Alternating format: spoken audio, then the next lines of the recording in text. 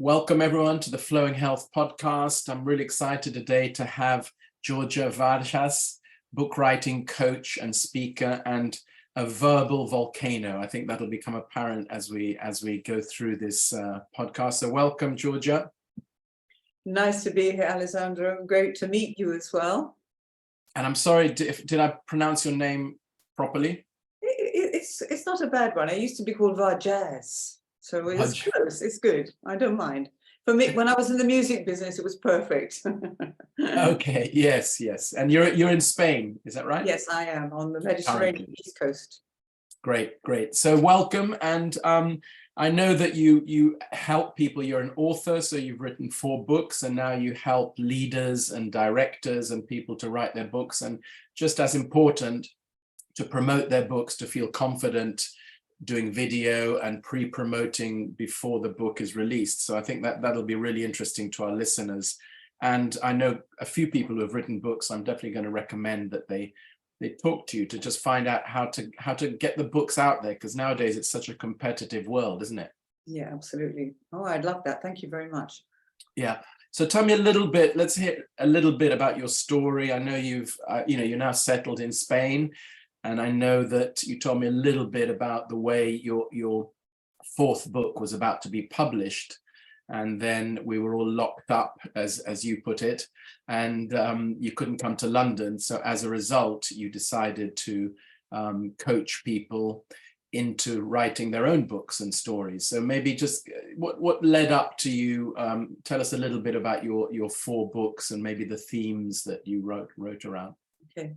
So, well, my edge definitely comes from many years' experiences in the showbiz world as playwright, a producer of other people's works, as a musician. And so it gives me a very eclectic approach to coaching, to working, to speaking with people, and to writing. And I think I've always been writing, little poems, dialogues. I love dialogue. That's how I started, Alessandro. I had this idea of 2 people facing each other, and it was going to be love, hate, love, hate. I mean, that's the world, isn't it? Mm. So it's dialogue and then resolution. Which way could it go? Anyway, right? So dialogue is fascinating.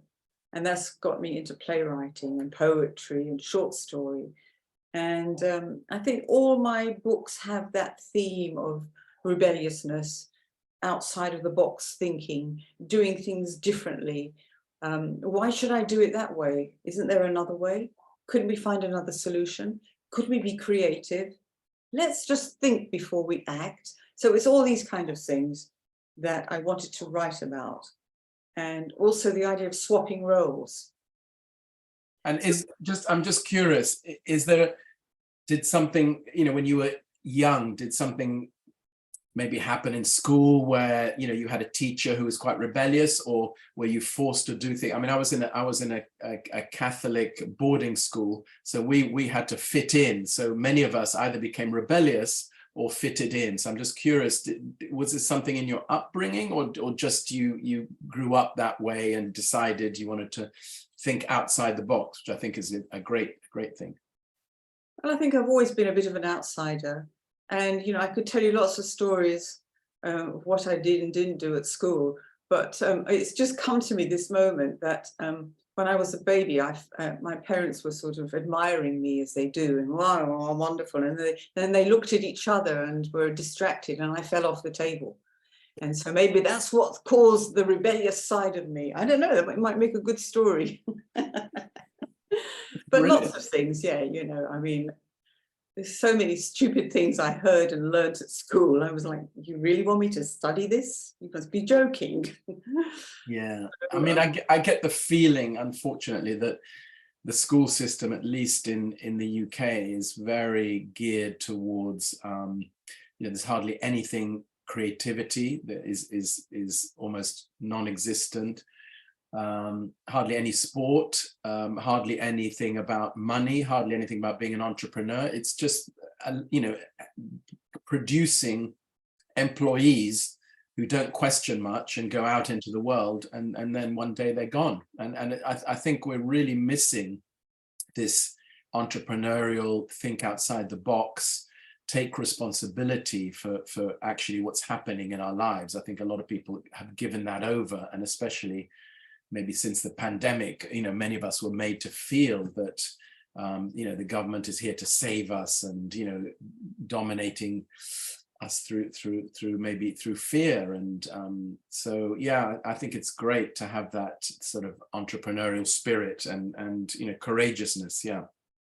Yeah, I think it's very important that there used to be debating societies that were acceptable, even not just in the posh schools, but between people and human beings. Now it's like you can't have a different opinion. Well, sorry, if you talk to me, you're going to hear one. Yeah.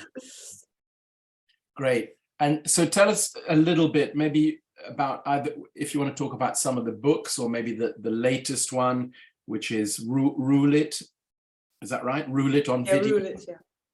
So that one came out of the success, let me say, of the Rule Breaker's Guide to Step Up and Stand Out, which is the red book there, which had a fantastic book launch in London in July 2019. And I had lots of PR, I had lots of speaking events, both on radio and on stage. And then I went on a very well-deserved holiday. It was to Italy, actually. And I just lay around the pool for a day, and I thought, wait a minute, there's things I missed, the things I didn't say. I didn't answer that. That was a question that came up at the book launch. Wait a minute, I've got to write more.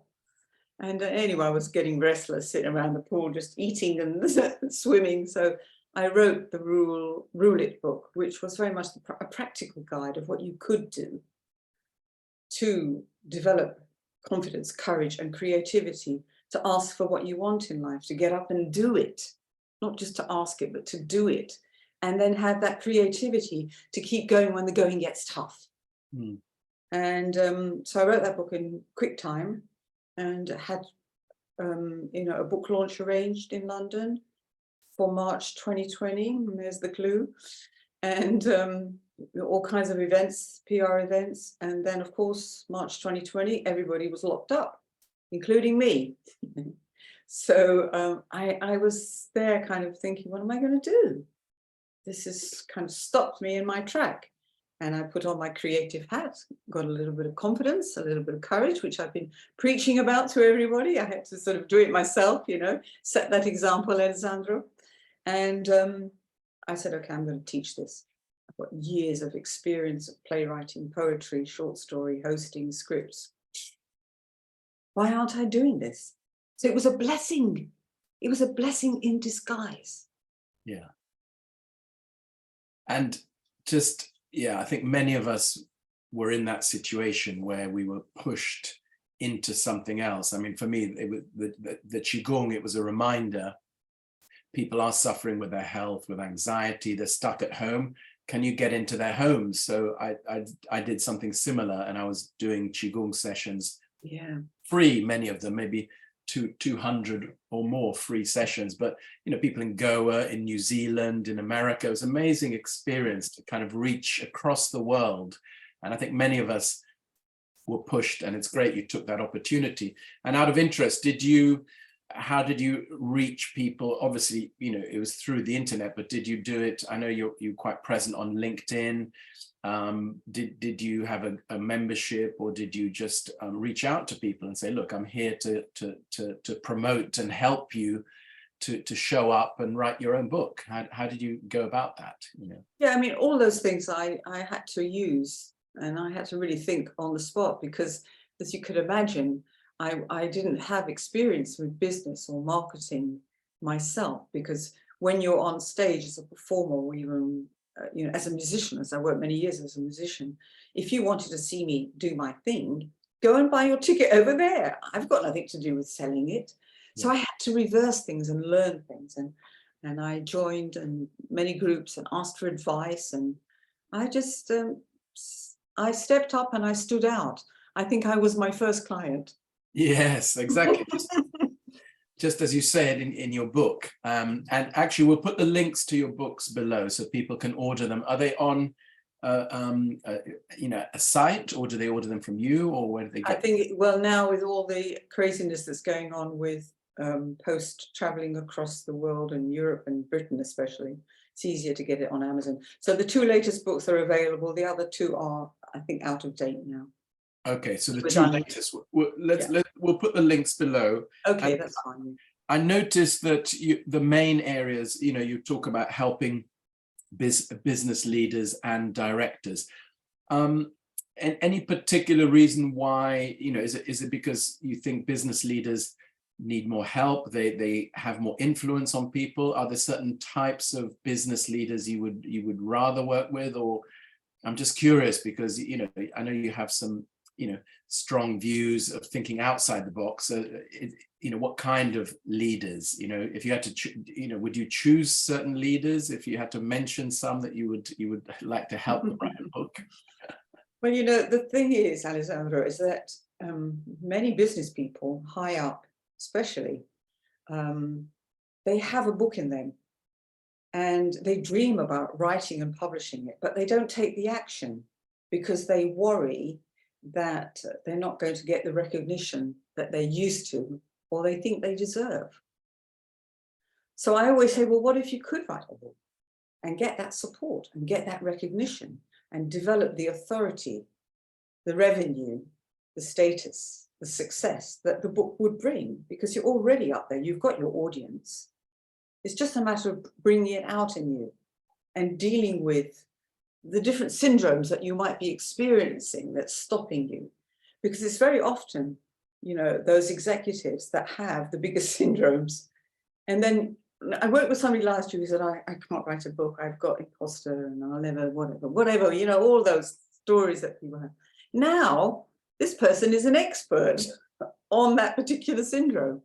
So it's like my job in a way is pulling it out of them and wriggling it around, giving them suggestions, looking at it from another perspective.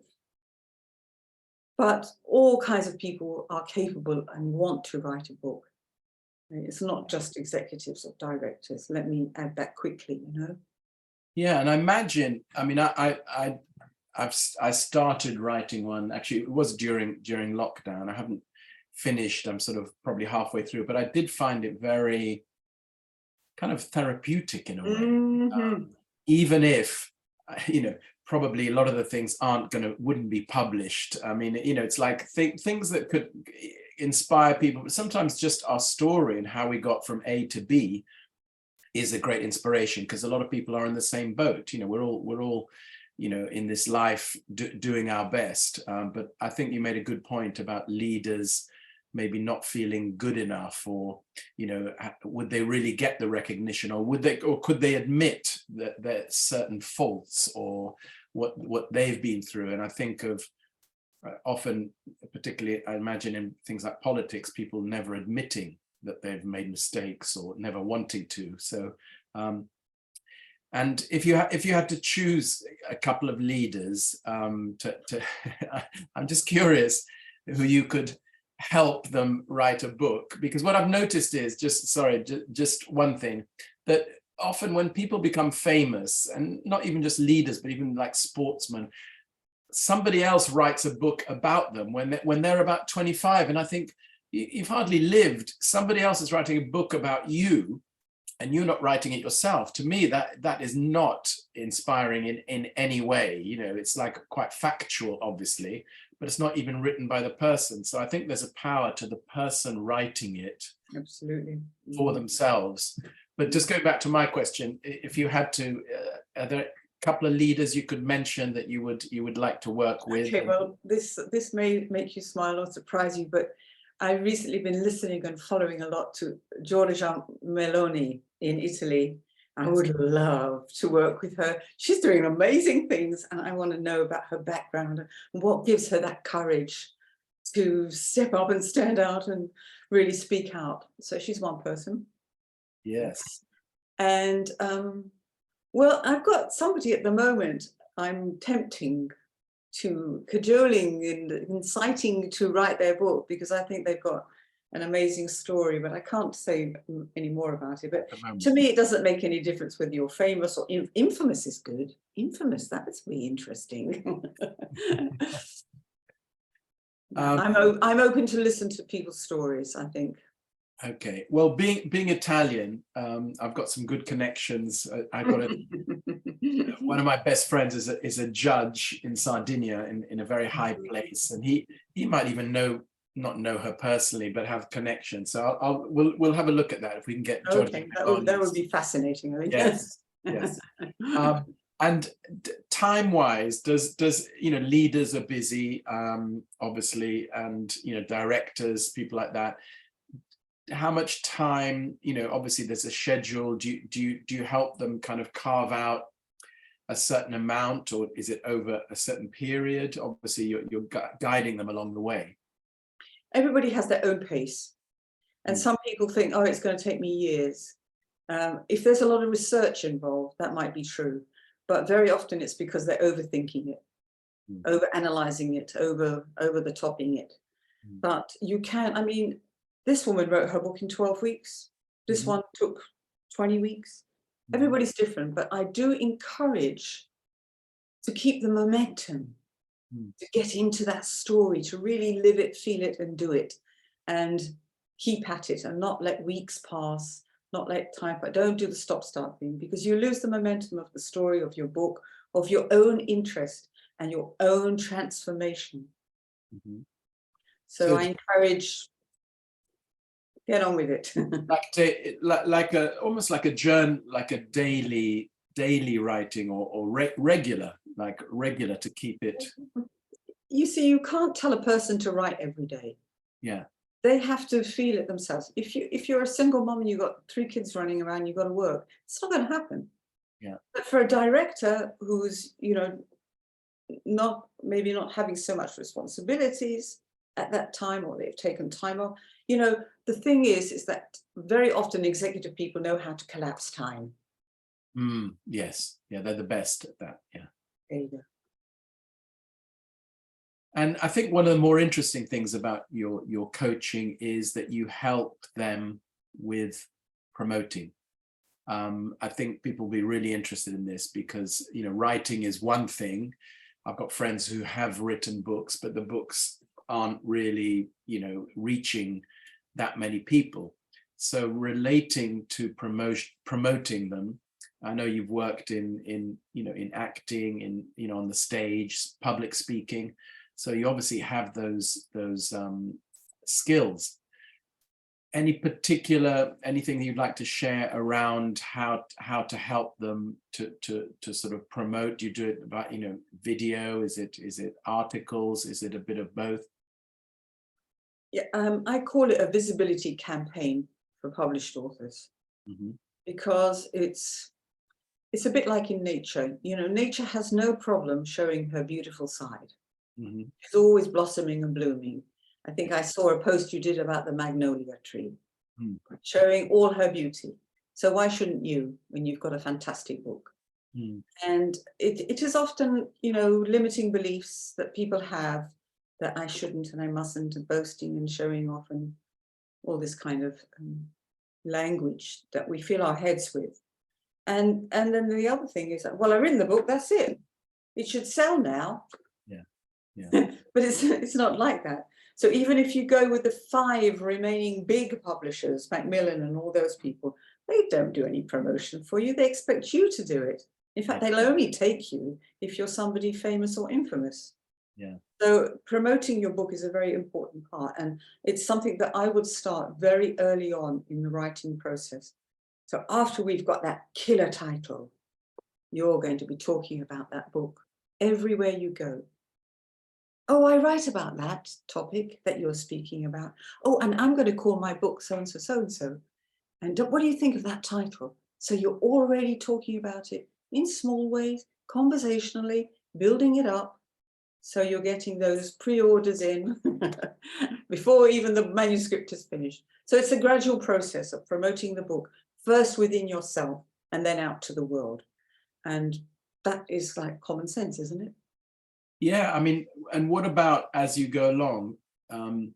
Would you advise people to release kind of parts of it, or not? No. I don't like that personally, but it depends on the topic. Yeah. It depends on the topic. I think it's much easier when it's published, then you've got that, you've got the power behind it.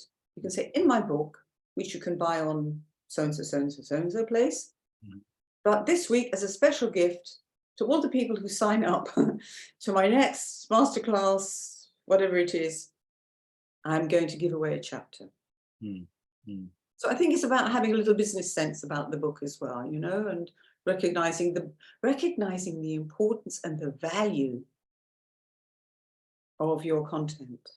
Yeah, yeah, and feeling confident and how that can help inspire others and help others as well, because ultimately that's what you want, isn't it?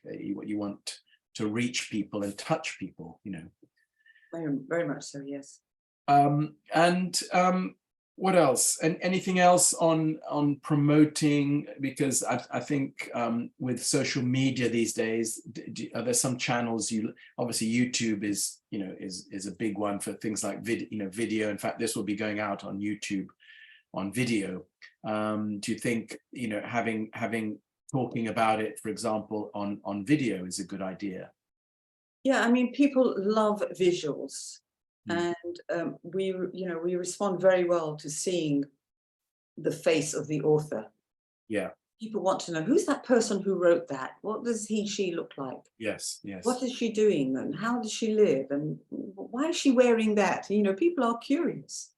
And it's the curiosity factor that we have to satisfy. So videos, reels, conversations that you're having, photographs, all these things are forms of promotion. Oh, look, she's got, you know, Alessandra, I have to tell you, so I've got these 4 books behind me. You may not be interested in the content. You may never buy the books, but you might go around and say, I know Georgia, she's a 4 times published author. It impresses people. We don't know why, but it just does. You know, it has that factor.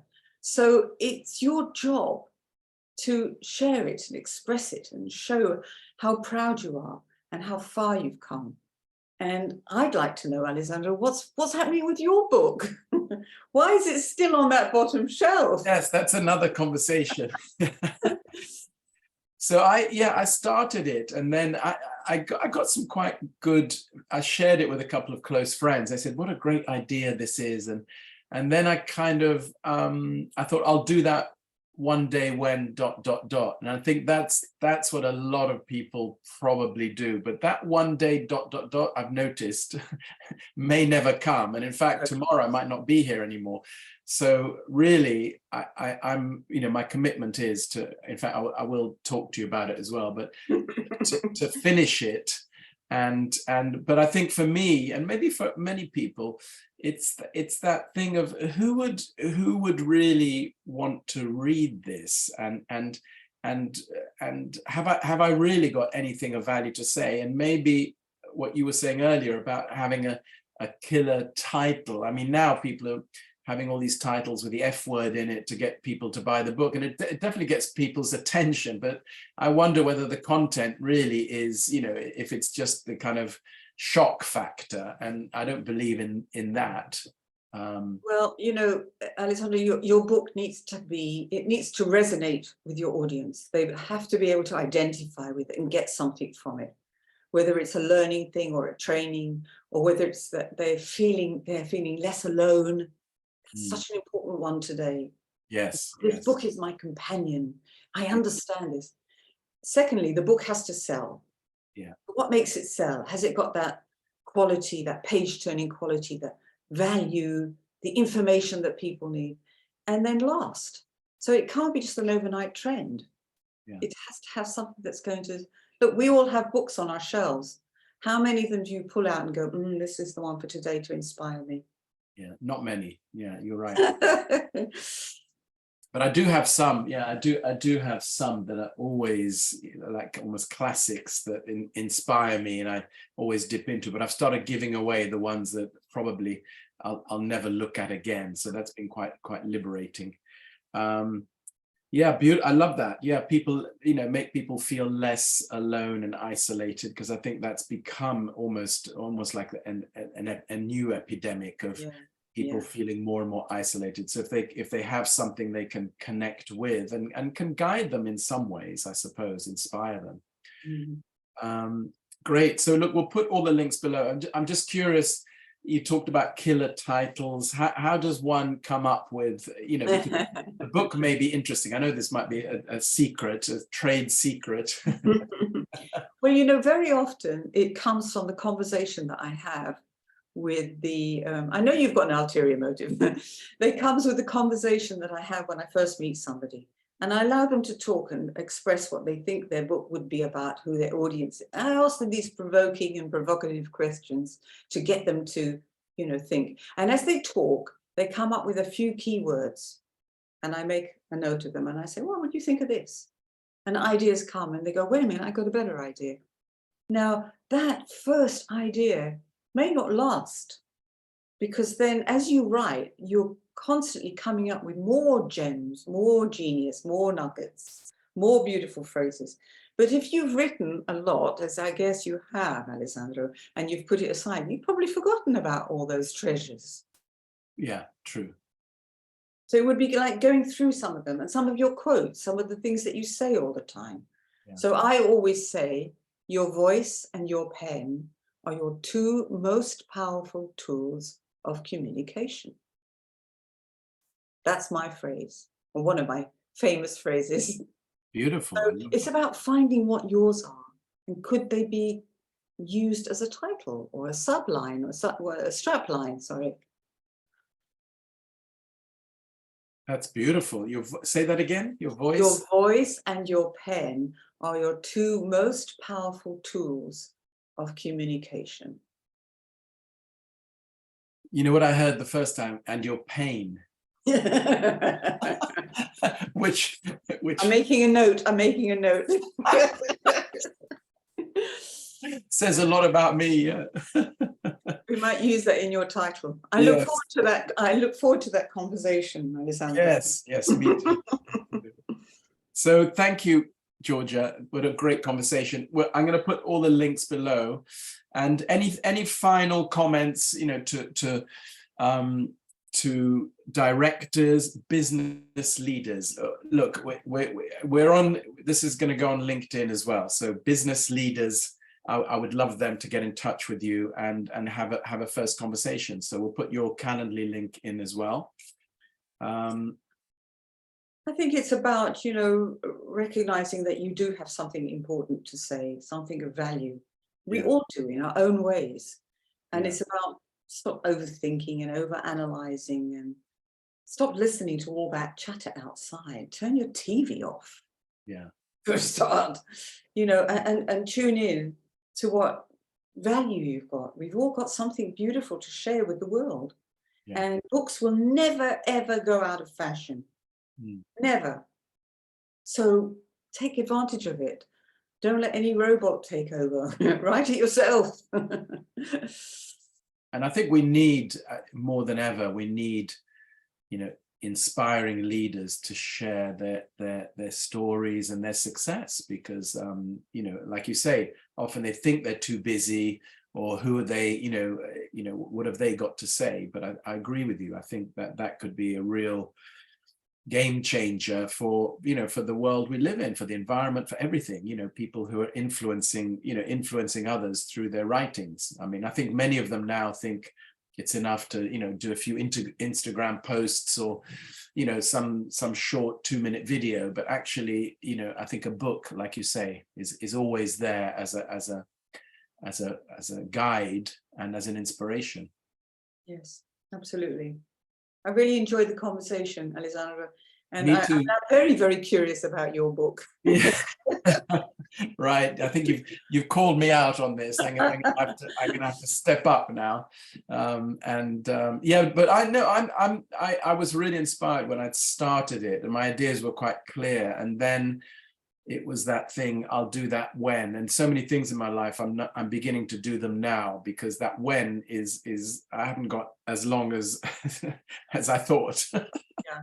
So I'll leave you with a quote that says from Mario Foleo, who's quite well known, and she says, "Clarity comes from taking action, not from thinking about it." Wow. Okay. Voila. I will be taking action. Let's all take action. Get in touch with Georgia, and thank you for the great talk today, Georgia. I hope people will get in touch. We'll put all the links below, and Thank you so much. lovely to chat today. Thanks a lot. I very much enjoyed it. Take care. Bye.